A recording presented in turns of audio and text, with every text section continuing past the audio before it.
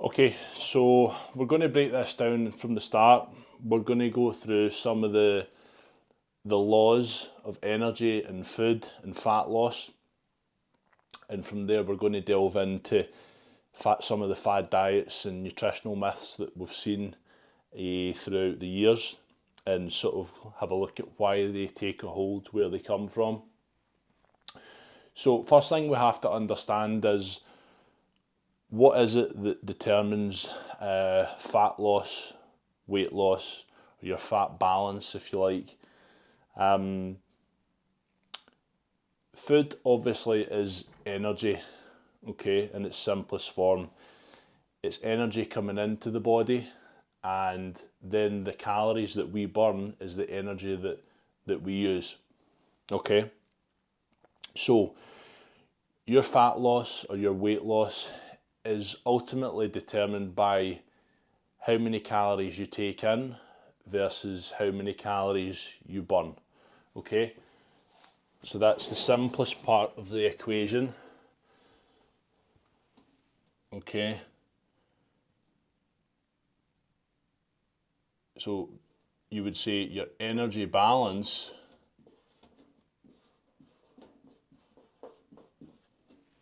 in fact, hold on, put that down there.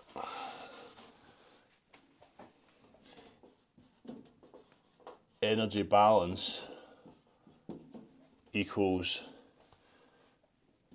calories in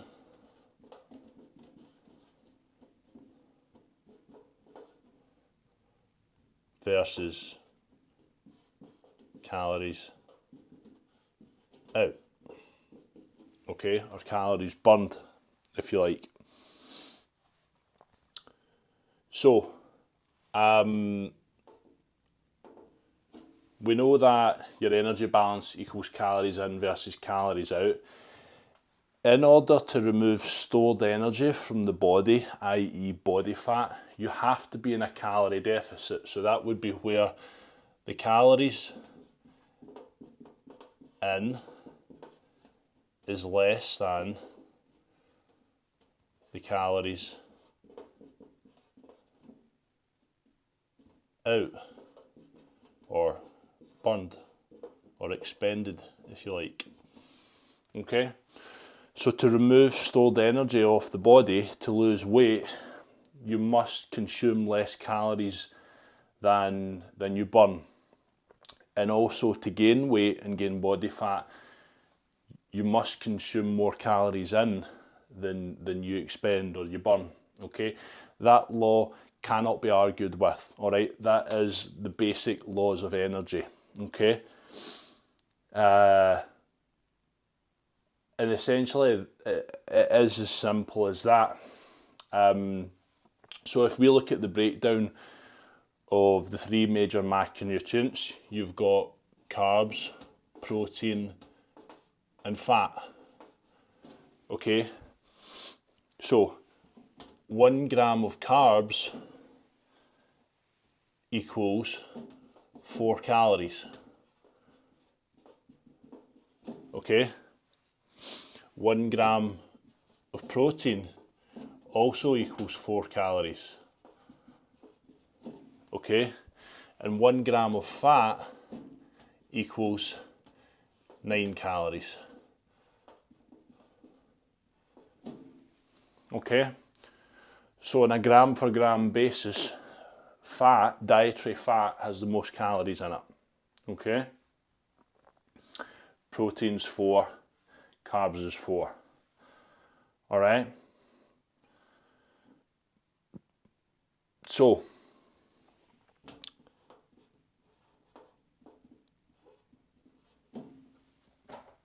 that is how calories are made up between carbs, proteins, and fats. From there, so we know now that in order to lose weight or lose body fat, you must consume less calories than you burn or expend. And we can see the breakdown of those calories in terms of carbs, protein, and fat. So let's think about some of the fad diets that they hear about, or nutritional myths. I'm going to list them all here. Okay, so we're going to go keto, low carb. Quite a few of these are going to come under the realm of like low carb. Obviously that's very popular. A sort of nutritional myth is that you would take out all the carbs out of your diet to improve fat loss or to lose weight faster. So keto, low carb, low fat, paleo. What else we got? Like Slimming World.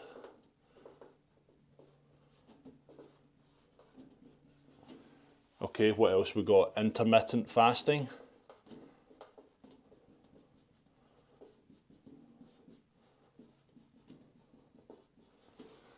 What else? There's so many. I mean, there's so many fucking stupid diets.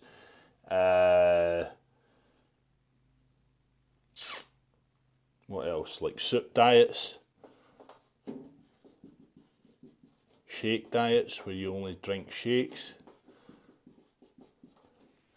Paleo, what else is there? There's loads more, I could name so many. We'll leave it at that just now, right? Okay. So, we just said that in order to lose weight, your calories that you consume must be less than the calories that you burn. And we know that it doesn't matter what diet you are doing, this must happen in order for you to lose weight. Okay? So, what does that tell you about all these diets and all these fad diets? They all conform to this. Calories in versus calories out. Okay? They are all nuanced ways of reducing your calorie intake. Okay? Keto, you reduce your calorie intake by taking all the carbs out your diet. Low carb, same thing. Low fat, you reduce your fat intake to get calories out your diet. Paleo, you eat like a Neanderthal from 6,000 years ago.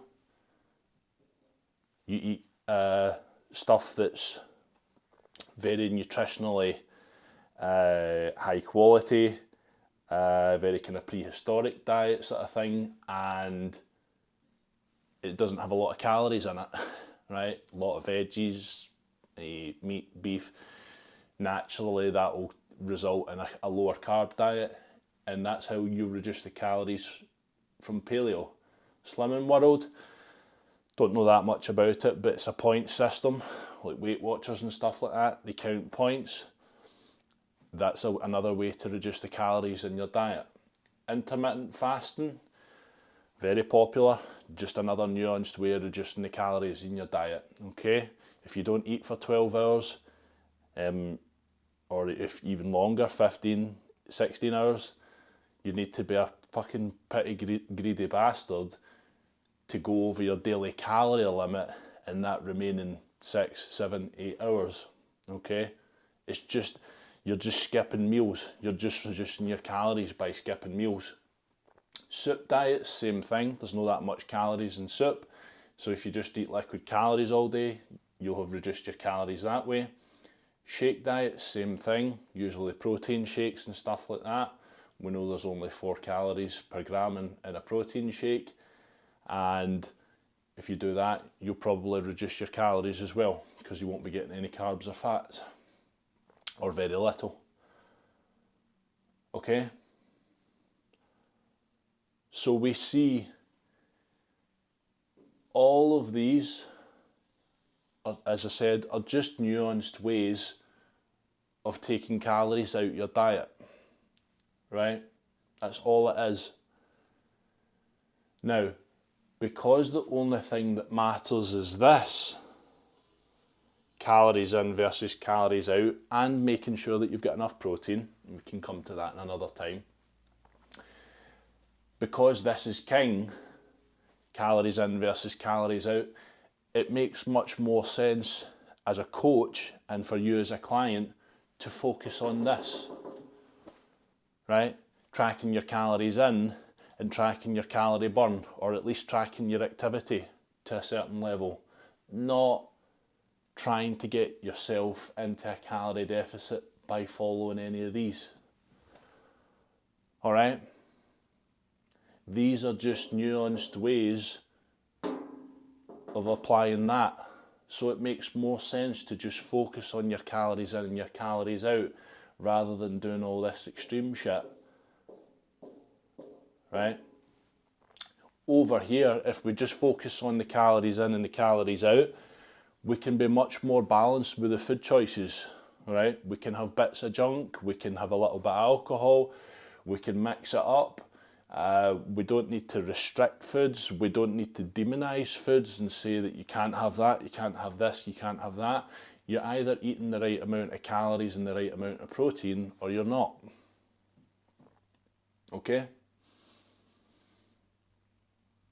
Now, why do you think some of these diets, I've nearly crossed them out, you can see how much I dislike them. Why do you think some of these diets take hold and become so popular? Okay, let's deal with some of the low carb ones like keto or a reasonably low carb diet for a start. Okay, when you take all the carbs out your diet, carbs hold water in your body. So if you eat very little or no carbs, you get very rapid weight loss because all the water's coming out of you. Okay, and you'll probably be losing a little bit of weight as well, a little bit of body fat. There's 3 ways you can lose weight. You can lose body fat, lose muscle, or lose water. Low carb diets make you lose a lot of water. So when you see people losing weight rapidly at the start of a low carb diet, it's because there's a lot of water coming out. Okay, and that's going to lead people into thinking, oh, low carb diets are better. Get all the carbs out your diet because you can lose weight faster.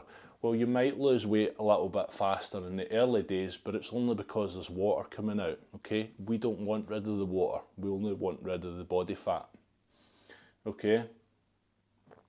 Now, coming back to, again, low carb diets. Low carb diets were very popular with bodybuilders in the 70s, okay? Now, if you think back to the 70s, they didn't have calorie tracking things like MyFitnessPal or even nutritional information on food labels was almost non-existent, right? It was really difficult to track your calories back in the 1970s, all right? So looking at it back then, it made sense for people who were going on diets and trying to lose body fat back then, that they would find another way of restricting the calories other than just tracking their calories and keeping them down, all right? And they would do that by taking all the carbs out of their diet, right? And of course, when bodybuilders were taking the carbs out of their diet and they were getting ready for competitions and they were getting in really good shape, that then made a lot of people think that low carb diets were good for getting lean and getting rid of body fat, okay? They're not, okay? Low fat, same thing, okay? Fat's got the most calories in it, 9 calories per gram. If you take all the fat out of your diet, you will drop a lot of calories out of your diet.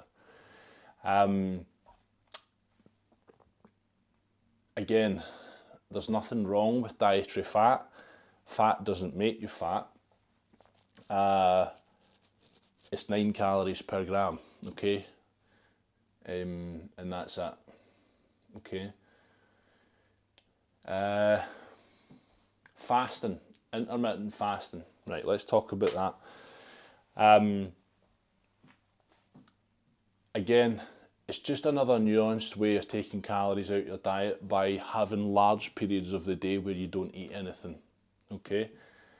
Now, there can be some nice health benefits to fasting, in terms of improving your gut health by starving all the bad bacteria and stuff like that and being less bloated and things like that.